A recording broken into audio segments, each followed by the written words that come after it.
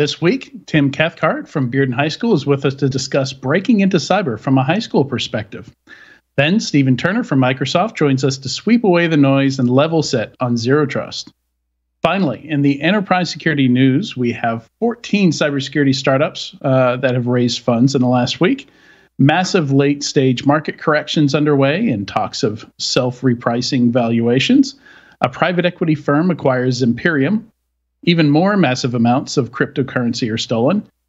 The NPM package library is under active constant attack. Microsoft Azure Defender IoT has trivial critical vulnerabilities. The White House earmarks $11 billion for cybersecurity, death to SPACs, and several new security vendors and products to talk about. All that and more this week on Enterprise Security Weekly. This is Security Weekly, for security professionals, by security professionals. Broadcasting live from G-Unit Studios in Rhode Island, it's the show where we talk security vendors and aren't afraid to name names. It's Enterprise Security Weekly. CyberGRX brings a revolutionary approach to third-party cyber risk management. Using sophisticated data analytics, real-world attack scenarios, and real-time threat intelligence, CyberGRX provides a complete portfolio analysis of a company's third-party ecosystem, helping the world's leading businesses prioritize their risks and make smart decisions. Interested in learning more? Head over to securityweekly.com/CyberGRX and demo the world's biggest third-party exchange. Attacks can't be prevented, but they can be stopped. Modern cyber attackers have already made it inside your network, but you have the upper hand.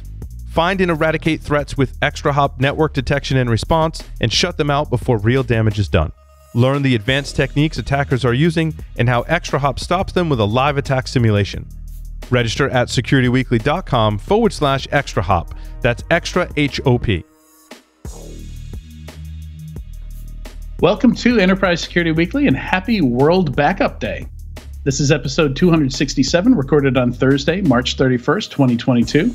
I'm your host, Adrian Sanabria, and joining me today is Mr. Tyler Shields. How are you, Tyler? Hello, as always, Adrian. My quick question on World Backup Day is, does that mean back up your data, or is it like when you back up your car? It could be nebulous. It is data, and I don't think it's coincidence that it's the day before April Fool's. You and I have talked about this many times over the years. Backup is a very difficult thing to do successfully, and so yeah, could be near April Fool's for a very distinct reason. Also joining us today is Mr. Larry Pesci. How are you, Larry? Doing great, Adrian. And it's a good thing it's National Backup Day, because yesterday my Apple Time Machine drive went belly up, and I replaced it this morning. So I got a full backup today. You are celebrating World Backup Day correctly. And I didn't even know it. I keep seeing stuff about, I don't have a QNAP device. I have one of their competitors' devices, but I keep seeing ransomware stuff around these NAS devices. And it's some scary stuff. Yeah, thankfully, I don't have any of those devices either. So, yeah, good. It's a local drive. Still went bad. Yeah. Not good. All right. Security Weekly listeners, save $100 on your RSA Conference 2022 full conference pass. The RSA Conference this year will be live and in person in San Francisco, June 6th through 9th, 2022. Security Weekly will be there in full force, delivering real-time live coverage and interviewing some of the event's top speakers and sponsors. To register using our discount code, please visit securityweekly.com/RSAC 2022 and use the code 52UCyber. We hope to see you there. All right, today's topic is teaching cybersecurity in high schools. We're excited to have Dr. Tim Cathcart with us today. He's a math, computer science, and cybersecurity teacher at Bearden High School here in Knoxville, same town as me. Tim has a PhD from Virginia Tech, 4 master's degrees, some other degrees. We get it, Tim. You like school and learning. Tim retired from the Air Force in 2017 after almost 32 years of service. Thank you for that service, as both enlisted and officer. He was originally trained as a rescue navigator, has executed over 75 rescue missions, and knows how to fly C-130s. Welcome, Tim. Thank you. It's a pleasure to be here. And just as an aside, in honor of World Backup Day, I too am having backup challenges and am restoring one of our servers here in the classroom onto Proxmox, or trying to do so. It's been a challenge so far, but at least we had a backup, so that's a plus. Yeah, well, at least, yeah. I mean, having to, needing a backup and successfully using that backup are sometimes some very wide spaces between those two things. Indeed. So, Tim, I forget how we originally got introduced. Did you find me? Because Tim's had me speak to his cybersecurity classes a couple times, which is kind of what led me to thinking to bring Tim on the show, because we're constantly talking about how people get into cybersecurity. Well, that's a great question. I don't recall. I know that you've been incredibly supportive of the classroom, and I don't remember how we got connected. But I know. Yeah, your son was in one of my classes, and we connected via that way.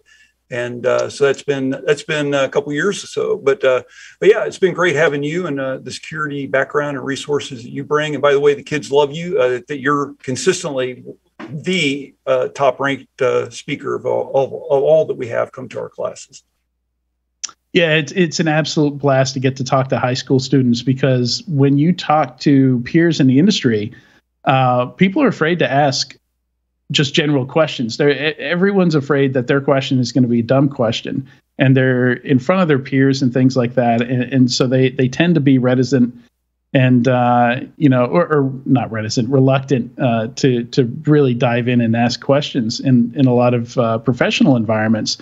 So it's refreshing to get in front of a bunch of high school kids, and sometimes you send me the questions beforehand. Sometimes they just fire them up when I'm there, but they're always great questions, and I really appreciate getting to talk to the kids. It's nice. It's nice. Hey, Adrian or Tim, can you guys give me, off the top of your head, you may not be able to, I hope I don't stump the chump on this one, but Adrian, what's some of the more common questions you get? And I presume these are high school students. What are some of the more common questions you get from them? Do they send around, how much does it pay? What does the work look like? Is it fun? Or, does it get deeper into, hey, do I need to know certain languages? What's the level of questions you tend to get? It's all over the map, but it's interesting. I get a lot of questions about stuff that's kind of adjacent to cybersecurity. So I get a lot of cryptocurrency questions, which we actually discuss here on the show quite a bit as well. And I get a lot of questions. There seems to be a lot of general frustration around not trademark, but takedowns on YouTube, copyright infringements, copyright stuff. So it's interesting that they get very into that. They seem to really empathize, for creators who struggle to put up videos and get marked for takedown, because they use 10 seconds of a song or something like that, or get targeted by some large corporation. So it's an interesting perspective they have. And I do get a lot of those kind of general questions. Like, they love stories. They love hearing anecdotes, what's the craziest blank that you've encountered in your job? I get a lot of those. Gotcha. Yeah, no, I had similar experiences. Of course, I was speaking to elementary and middle school students, so the vibe was a little different. They weren't getting close to choosing a career at any point. So, Tim, I'm kind of curious. I actually learned a bit about you prepping for this call. I didn't really know much about your background. I did know that you were in the Air Force at some point, but just kind of curious. What led you to teaching, and maybe why high school after you left the services? Yeah, so that's one of those things that you think about. What are you going to be when you grow up? And like I tell the students, I still don't know myself, but after retiring from the military, the nice thing is I have a retirement coming in, and so then it becomes, what do you do after that? And I feel like I'm a little too young yet to just retire. Frankly, I don't think my wife could handle me being around the house that much anyway. But so it's like, what do you do? And so, kind of looking around and thinking about it. And I didn't want to do anything like crazy busy, because I'd kind of done that kind of thing before, although I did maybe mischoose by going into high school teaching. It could be a pretty hectic environment. But ultimately they needed math teachers, and so I said, well, I got a BS in mathematics, and so maybe I can be a math teacher. And frankly, like elementary school, I'm just not like a little kid person. Like, oh man, it's leaking. What do I do with this? But middle school, high school, and high school, just because they're like 75% adults, right? They just, in a lot of ways, they just lack experiences, right? So that's the part where they're kind of just missing that fleshing out. So. But it can be a lot of fun, and kind of like what you referred to, Adrian, as far as when you're talking to them, sometimes the questions they ask, it's like, wow, that's I had one student, every single guest speaker, he would ask, well, how much money do you make? And it's like, okay, when do you learn? That's not, that's not a very polite thing to say, but also just the crazy things they do, and sending them on, left-handed monkey wrench, hunts, stuff that's kind of fun. So it's kind of engaging because it keeps me kind of interested. But when I interviewed for the job here, the principal said, hey, I see your background. Would you like to teach cybersecurity and computer science? I'm like, yeah, sure. I'll teach whatever you want. And certainly, math is good and we need it. And it's certainly great for cognitive thinking and problem solving skills. But the cybersecurity and computer science is, I'm sort of a nerd anyway. And so that makes it just a lot more fun. So we have a crazy classroom here. We've done a great deal of work, I think, since you saw it last, Adrian, and we just keep adding neat stuff to it. And so that just makes it kind of fun. It makes it less of a job and more of like a sort of a entertaining hobby or something, I guess. Yeah. There are a lot of good points there. It's I think you said 25% adults. Is that what you said? Is that the percentage? No, I meant 75% into an adulthood, and then 25% right. They just got to flesh it out. But that does vary by individual. So yeah. Indeed. So you kind of answered my next question, was whether or not you were the one that brought up the idea of having a cybersecurity course at the class level or at the high school level, and you created a club as well. Is that correct? Yeah. And that's a great point, is it hadn't occurred to me that they would be teaching cybersecurity in high schools. And in fact, here in Knox County, this is new. So the year that I started 4 years ago, when I started teaching and started teaching a cybersecurity class, that was the first cybersecurity class they offered here at this high school. And in fact, in the Knox County schools. Now, at the same time I did that, they also had a couple other schools that were stepping up. And right now, we have 4 or 5 high schools here in the county that do teach cybersecurity classes.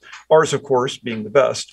But it's something where it just never occurred to me that high school kids would be interested or engaged in, and certainly they are. The cyber club, we've had to split it into 2 nights. So it used to be just 1 night a week, and there were so many students coming in that crowd control became a serious problem. There's one of me and there's 24 kids, and they all got hammers and screwdrivers and wailing away on computers, and then, oh, my mom's here, I got to go, and you're looking around going, okay, where'd the hard drive go?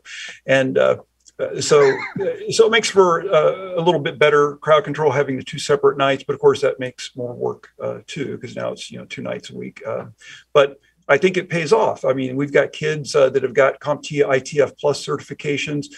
We've got one that's halfway there on his A Plus certification, and he's going to be taking his second test here at the end of the semester. We got others that are preparing right now for Security Plus. Don't know if they'll make it, right? But the fact that as a high school student that you're able to take a swing at it, right? And maybe you pass, maybe you get close, that still shows the level of initiative and ability that I think really helps make them stand out. Yeah. So, again, you've answered some of the questions I was going to ask. Sorry. But no, that's great. It's great about what kids do after the class. Kind of curious. It looked like from your background that you've taught adults before. What was it? A big shift moving to high school?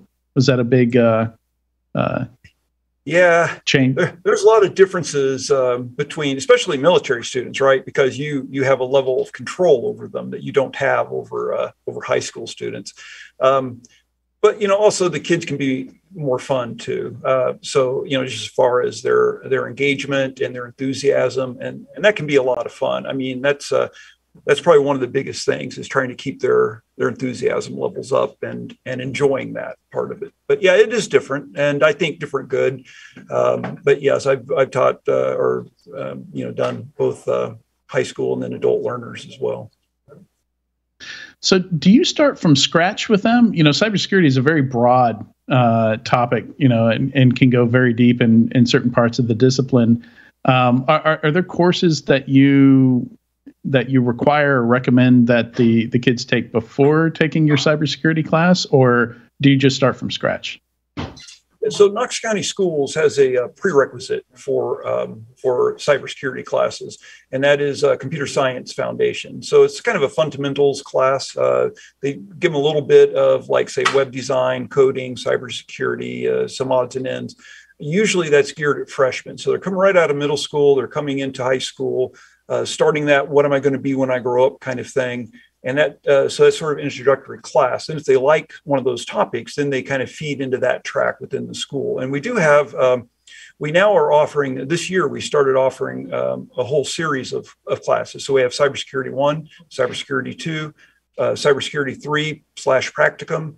And then also we do this thing called work-based learning. And so that's where I'll have some students that will either be working like as an intern for me here in the classroom, trying to help keep up with those Proxmox server backups, or they'll be working maybe for a company, but most of the time working, like I've got one student that's working now out of my classroom during that period, but working for that company doing cybersecurity related things, kind of gaining some experience and getting their feet wet in that sort of arena. So there is a nice sequence now, a nice flow. So if you get some kid that just really is engaged, they take Computer Science Foundations, move into Cybersecurity 1, and then if they want to keep going, they can. So there is a little bit of a flow we're trying to put into place on that. I could use research interns. Just putting that out there. I'll take you up on that, because that would be fantastic. And I can see it's a lot of great value, I think, for the students, as well as for the people they're supporting. And it could be a win-win. So I will definitely sign you up for that, and look for my email, and we'll try to get that teed up for next school year. Awesome.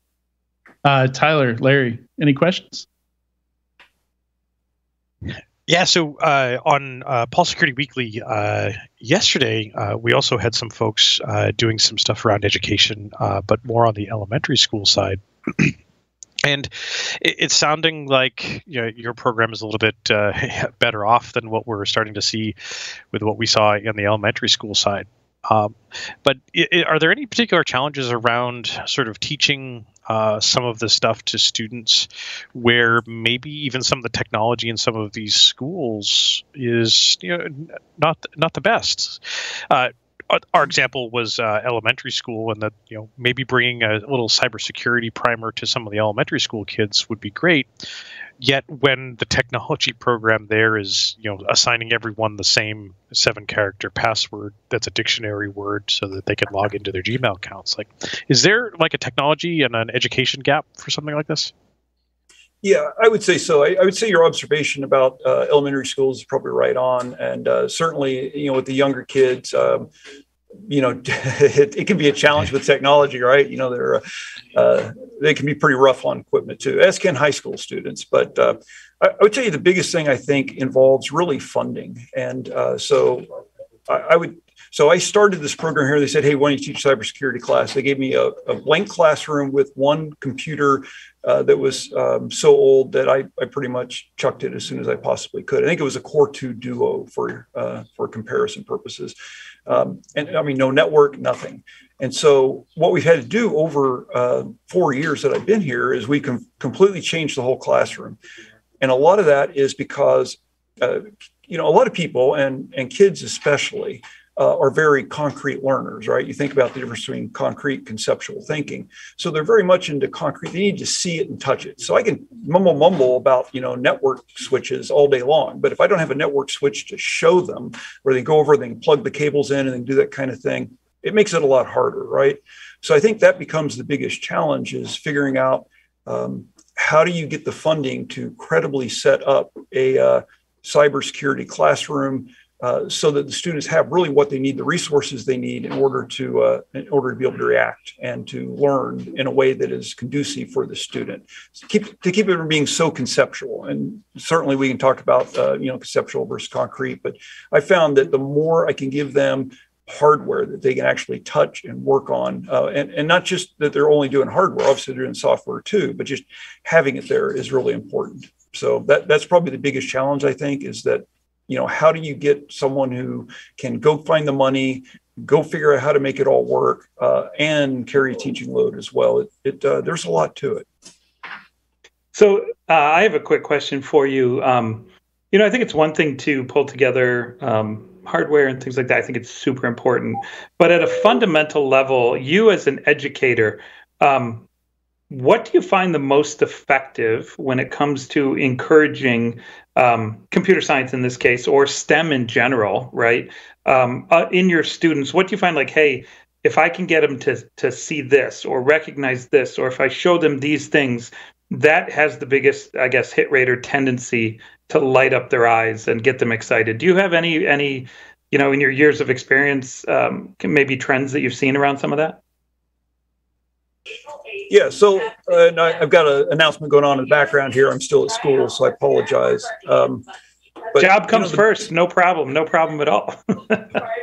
Well, it's the end of the day. They need to get out. They need to get out the door. So you don't between the kids and the doorway. But a lot of it's is they don't know, right? We talked about their 75% developed, and a lot of they don't have experience. So when you say what is cybersecurity or what is computer science, what is that?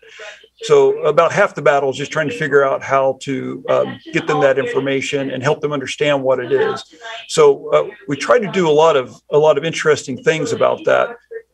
For example, right now we have a grant request in trying to get some money. We want to have the kids set up a Raspberry Pi to capture a video, or a graphic image of like kids walking by or whatever, and to run a filter on them.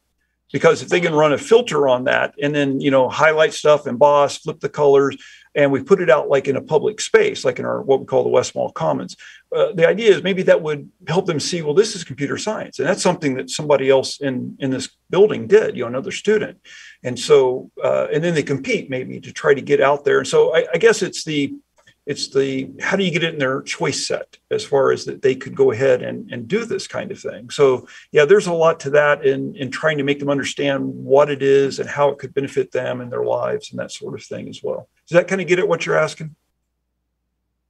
Yeah, absolutely, 100%. I mean, part of that question comes from selfishness. I have a 14-year-old daughter who's a freshman at college who recently expressed some interest in computer science. And I personally have a master's in computer science. I was an R&D guy for the first half of my career before I switched over to the business world. And, for me early on, when I was in middle school, it was a passion because, the internet didn't exist. Things were very different. And I look at the question that my daughter has for me. And when she says things like, hey, Dad, we're going to be programming in, I don't remember what language, Python or whatever. And, I'm thinking about doing this, but it's a hard class. Everybody said it's really hard. And I'm like, well, first of all, you got your father. How long, I got your back. We'll do all right. But then, how, the question was just how do you kind of get them interested? And I think for me, she has the benefit of seeing me and what I do. But I don't know that all students have that, right? So that's, I think, where the general gist of the question came from. Yeah, well, and I would just follow up to say that I found that, kids are, they're not as old as I am, and their attention spans are a lot shorter, right? So they kind of need novelty. And so what I try to do is come up with just neat things. Like right now, we are installing on our door physical security, right? We're installing on our door RFID badges. So they'll have their own ID badge to get in. And it's got an RFID chip. They have to hit the thing. They come in. I put up a sign, no tailgating, that kind of thing. They have to push the rocker switch, to get out the door. And they love stuff like that. I was, wanting to get away from that. Like when I retired out of the Air Force, I didn't want to wear a badge anymore and have, security checks. Instead, the kids are like, wow, that's so cool. They'll come by and show each other and tap the door. And so, but having that kind of novelty stuff really helps them because it gives them something kind of like new and exciting. And again, it's like that thing where you have to break up the monotony with them. And so I think that's, of course, that makes it hard because I've got to spend a lot of time thinking, trying to outthink the kids and keep them amused and entertained. But that also makes it kind of fun. We always have about 12 too many projects going on at any given time. But I found that seems, if you have but of those things going on, somebody's going to go, wow, that's kind of cool. And that kind of helps draw in the different kids that might have some interest, but might need to feel like, how can this be fun or what can I do with it? I think I know what we could play with next time I come by. I've got a badge cloner. Excellent. Yeah, that'd be good. And this thing, what we're doing is a lot of fun. Sorry, there goes the bell. Give me your badge, Vlad. So what we've done is we've, so this is the kind of badge I'm talking about. We've got, right. Badges the kids, use to get in the door with and everything. And I mean, just this kind of thing, it's different. It's cool. It's kind of fun for them. So I just think that kind of thing is super fun, and having something to play with. Like one thing I like about you, Adrian, when you come visit is the chip in your hand, man. That's how I was telling them I got this podcast thing, and they go, with who? And I said, well, Mr. Snobbery. And they go, who's that? I go, the guy with the chip in his hand. Oh yeah, that guy. So they love stuff like that. Yeah, they lost their mind when I mentioned that. But and I use mine every day at my apartment complex to get into the mailroom and the gym and all that. Same RFID, low frequency RFID cards. Pretty easy to clone, just a static value. Yeah, we'll do it. That'd be a lot of fun. They would really like that for a lot of reasons. So yeah, please bring it. All right. Tim, anything else you want to share before we wrap up? I know you usually have something going on, like you're usually doing competitions and stuff like CTFs with the kids. Anything you wanna mention before we wrap up? Sure. Yeah, we do have. There's some kids trickling in over on the other side of me there because we have a competition night. It's one of our cyber club nights. So they're going to come in. We're going to kind of work on some stuff. I just tell you, from a general perspective. I think there's a fair amount of interest in this from the students, especially when they see it in their lives as something every day they deal with, much more so than, like Tyler had said, we didn't have the internet back then, but they do. And so I hate to say the smart ones, but the ones that are looking ahead are thinking, this could be something important to me, to my life, to my future, whether it's in cybersecurity or not, right? I tell them, okay, let's say you don't want to take a Security Plus test or work toward one of those goals. That's okay. You still need to understand about router configuration, why you got to encrypt your stuff and that kind of thing.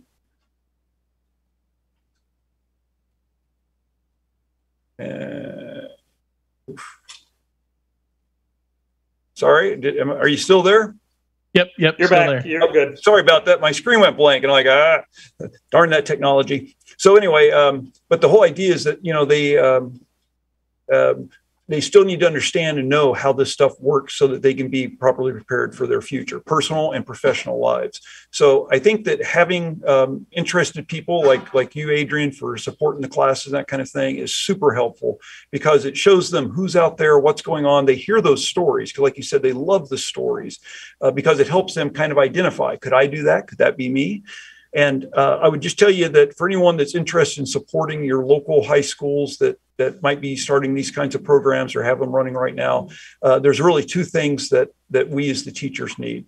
One is money, and frankly, I feel as a private citizen that our schools are incredibly underfunded, especially to try to engage in this kind of learning and environment where it takes a lot of money to buy switches and to put things in place.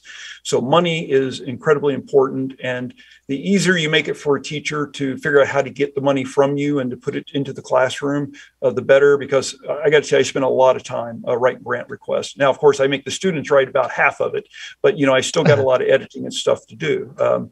Now, beyond that, the other thing is time. If you have an availability of time that you can in some way contribute to that classroom, like I got to tell you, I spent a lot of time trying to reimage computers and trying to set things up and try to figure out how to put RFID badge readers on the front door. Now, of course, I try to get the students to do all of that I possibly can, because it's great learning for them. It gets them a vested sense of interest in it. But at the same time, they can only do so much, right? That's why they're students. And so it becomes pretty challenging to try to maintain essentially a classroom laboratory network and teach and keep up with what the kids are doing. Quick story, if we have just a minute, I'll tell you. I told one student, sure. I said, hey, go double check how many. We got this grant. We're going to buy some new hard drives for our server. We got an old Dell PowerEdge server. Go just double check. How many hard drives do we have? In the server. So they go over and come back a little while later and said, well, we got 5 in there. I said, okay, plus 1 because we pulled 1 out. Hot swapping. To check. He goes, okay, yeah, so 6. And just then the internet goes down, our system goes down, and I'm struggling. Finally asked him, well, what do you do? Did you pull a network cable out or something over by the server? Or, he goes, no, I just went over and pulled a hard drive out, looked at it, pushed it back in, pulled the next one out, pushed it back in. And I go, no, really, what do you do? And he goes, well, that's what I did. So he brought our server to its knees, because he didn't understand the idea of hot swapping. So then that takes me, hours after school to try to get that back up again. They were using those. The server was using those. I know. Look, hot swapping, maybe one at a time. Let's not hot swap all 6 hard drives at the same time. It doesn't work. I've got to share an anecdote building on top of that. I remember my first big career job was working for a large payment processor. And we actually had a database specialist we brought in to improve the performance of our main Oracle database, which ran our customer relationship management database, our main internal database we used to manage the 1 million plus merchants who used us for credit card processing. And it didn't occur to her. She took that database down in the middle of the day on a weekday, like on a Wednesday, like 1 p.m. on a Wednesday, takes that main database down. Thousands of people in the call center are using it when she takes it down. She said to fix some performance, like to switch some kernel flags or something like that, increase the SGA size or, whatever you do to improve Oracle database performance. But it didn't occur to her that people were using it. Yeah, right. That we needed to find a time when she could take it down, go through change control. Like none of that occurred to her. She didn't have that experience in high school where, the server went down when she took out the hard drives, I guess, because it honestly did not occur to her that people were using that data. She was just completely separated, just in her own world, down her own rabbit hole, fixing problems. Not realizing that the thing she was working on was actively being used by others. So I think that's a really interesting anecdote. And that's such an important lesson to learn early on in this field. Well, and for what it's worth, I turned it into a teaching moment, right? First off, Nathan will never do that again. But secondly, so the next day in class, I go, okay, our network's down because I still haven't got it fixed fully yet. So I have one team, you're going to talk physical security. How do we keep this from happening to our server again? Another team, okay, we need a backup server, clearly. So we got to get that rolling. Third team, how do we start trying to figure out how to, get this server back up? And so, so while at the moment, in the moment, I may have had an adult beverage when I got home that first night, but it did turn into a teachable moment where a lot of students maybe now learned, hey, you got to really think about this. This is why it matters. And so well-meaning, person can inadvertently cause a lot of challenges just by accident. And so if you pre-plan for that, it helps. So, so it all turned out pretty good. And I think a lot of students have learned a great lesson from it. So, but yeah, those things do happen. Yeah, no, excellent story, excellent stuff you're doing there over at Bearden High School. Can't wait till I get to see you guys and the kids again. Tim, thank you so much for joining us on Enterprise Security Weekly today. It was a pleasure. Thank you. Thanks, Tyler. Thanks, Larry. Appreciate you all. Adrian, you're the best, and I will be in touch. Take care. Awesome. Stay tuned. When we come back, we're going to clear the air on Zero Trust with Steve Turner from Microsoft.